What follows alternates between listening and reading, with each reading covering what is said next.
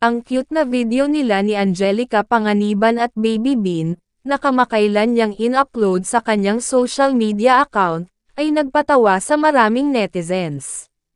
Sa video, makikita si Angge at ang kanyang anak na nag-uusap, habang ang huli ay nag-enjoy sa pagsakay sa swing, habang ginagabayan siya ng kanyang ina.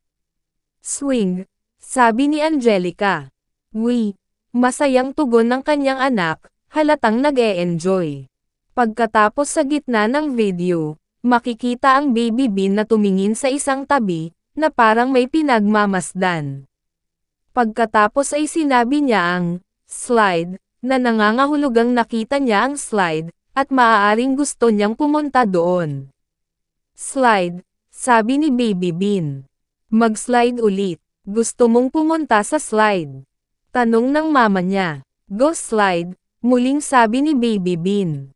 Go slide, okay, gusto mong bumaba? Tanong ni Angelica sa kanyang anak.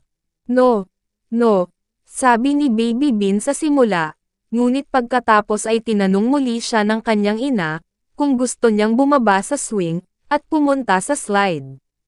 Go down na ikaw. Baba na. Tanong ulit ni Angge. Slide, tugon ni Baby Bean sa pagkakataong ito. Slide na. Okay, let's go down, sabi ni Angelica. Sa kanyang caption, sinabi ni Angelica na walang katulad ang paggugol ng isang araw, kasama ang kanyang anak na babae. Spending our day at the park with our baba. Amila Sabinhoman. Nothing beats seeing her giggle and smile, while we swing together. My daily dose of happiness, her smile and laugh, isinulat ni Angelica.